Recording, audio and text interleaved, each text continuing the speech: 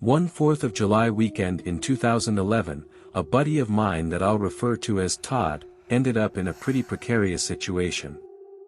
What follows is the story as he told it to me.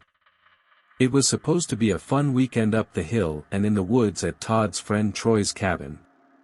Troy was to introduce Todd to a girl he had also invited over, so naturally, Todd was looking forward to some devious fun for the holiday weekend. As luck had it, Todd and his new date clicked and soon found themselves downstairs for some alone-time fun. Shortly after Todd and his date disappeared downstairs, Troy decided to go out for a little while. A little while later, as Todd and his date were getting into it, Troy returned to his cabin with some company. Upon hearing foreign voices upstairs, Todd went upstairs to see who was there. To Todd's dismay, he found that Troy had brought home someone that he disliked. A guy named Ace for the sake of this story. Seeing Ace, Todd got angry and an argument ensued between Todd and Troy, while poor Ace stood awkwardly near the doorway. Cue Troy's girlfriend entering only to stand next to Ace with a bewildered expression on her face. Todd had rushed upstairs in his boxers at first, thinking that it was just guys that had arrived initially, so he and Troy quickly went downstairs to argue further. As Todd and Troy's argument diminished, Troy decided that he, his girlfriend and Ace would go night swimming at a nearby creek for a while to cool off. For whatever reason, Troy threw on Todd's shorts to swim in, which had Todd's keys, wallet and smokes in the pockets. Troy and his company had already been gone for a few minutes before Todd realized what had happened. So, Todd and his date continued on downstairs until Troy, Ace and Troy's girlfriend returned to the cabin. Right as Todd heard them returning though, he went upstairs to confront Troy, fuming. Todd demanded his shorts back while yelling about his stuff in the pockets during Troy's swim. As the two argued back and forth for a while, Troy's girlfriend, Todd's date and Ace tried to pretty much blend with the wallpaper. As Todd demanded that Troy take his shorts off then and there, Troy informed him that he would not be stripping down in front of everyone. That was when Ace cut in to have Troy's back, making the argument even worse. But Ace knew that Todd had quite a reputation for fighting and not losing, so in order to sort of prove himself to Troy, he jumped right into that argument. After a little more arguing, Troy and his girlfriend left again in Todd's shorts. Ace stayed behind though, for some reason, maybe because Troy had left without his backpack full of his personal and important items. Eventually, Todd and his date went back downstairs to go back at it. Ace of course, stayed upstairs and kept company with Todd's pitbull. They all expected Troy and his girlfriend to return that night, at least for his backpack. But, when everyone woke up the next morning, they realized that Troy and his girlfriend had not returned to the cabin. Everyone was puzzled as to what Troy was up to, but since Troy had left his cell phone in his backpack, they all just hung around the cabin and waited for Troy. The second night came and went with no word from Troy or his girlfriend.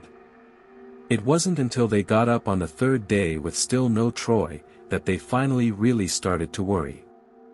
Alarm bells were definitely going off for the trio. Todd decided to try and call Troy's girlfriend again, like he had the previous day when her phone seemed to be switched off. That day it finally rang and she picked up. Fear crept into her voice when she realized that Troy wasn't back at the cabin like she assumed he would have been. So, her and Todd agreed to start calling around to see if they could track down Troy. But no one had heard from Troy at all. Next, a panicking Todd called a few friends up to the isolated cabin to help search the nearby woods for Troy. Not a single trace of Troy was found.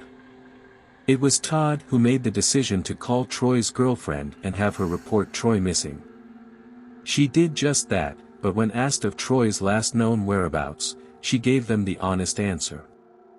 She told them that Troy was last seen at his cabin having a heated argument with Todd. The problem with that was that Todd had a pretty well-known reputation for fighting and not generally losing. At this point in which the following events took place, Troy had been missing for 3 days, so he was declared lost at that point. Apparently, the cops decided they should take it seriously. The following morning, Todd, his date and Ace were fast asleep, only to be startled awake to the sounds of both the front door being kicked in and people running around on the roof. The SWAT team flooded in, subduing the trio inside. At one point, one of the SWAT officers said, "I will shoot you and I will shoot that F********** dog." Upon hearing that, Ace suddenly popped his face up from off the floor and exclaimed, "Why are you going to shoot the dog? Don't shoot the dog." Of course, the dog did not get hurt at all. What came next was the trio getting questioned by a couple of detectives portraying in the usual, good cop, bad cop scenario. Unfortunately for Todd though, he was the last person seen with Troy and they were arguing. Couple that with Todd's reputation for fighting and well, that made Todd the number one and only suspect in Troy's disappearance. It also didn't help that the detectives had found some clothing left by the hot tub and some of the clothing had drops of blood on it, though Todd insisted that he didn't even know whose clothes they were. Search and rescue came in next to comb the surrounding woods for clues to Troy's whereabouts. They searched for hours while Todd, Ace and Todd's date were still being questioned, but they focused mainly on Todd.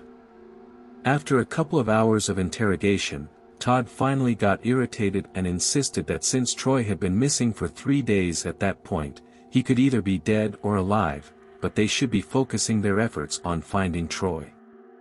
Oblivious to Todd and company, was the fact that search and rescue had located Troy, deep in the woods and hours away from his cabin.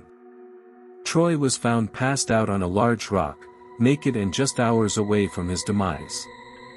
The next thing that Todd, his date, Ace and the detectives heard was the sound of the search and rescue helicopter's chopper blades cutting through the air and getting closer to the cabin. As they peered out the door, they seen the approaching chopper with Troy suspended in a blue diaper-like thing from it. The chopper was looking for a safe place to lower Troy enough for emergency ground personnel to be able to reach him. As the smoke was still clearing on the whole situation a couple of days later, Todd was informed about the facts that led up to Troy's disappearance. Apparently, Troy and his girlfriend left the cabin on the night he vanished to simply cool off after the argument with a nice walk in the woods that surrounded the cabin. But, right before they left for that walk, Troy's girlfriend had stolen his debit card.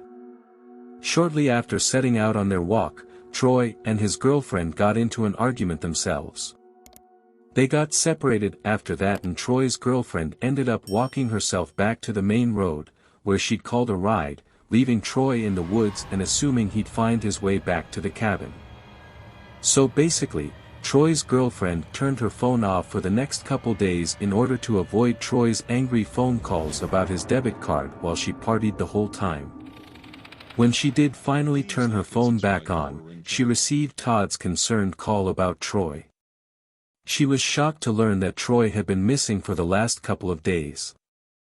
Troy ended up being relatively okay, considering his circumstances. Todd ended up moving out of state shortly after, which pretty much dissolved the friendship. As far as Ace, Todd's date and Troy's girlfriend, well, they're in the wind, I guess you could say. I'm almost positive though, that none of the people involved in this story will ever be able to forget the events that took place over those fateful 3 days at that cabin.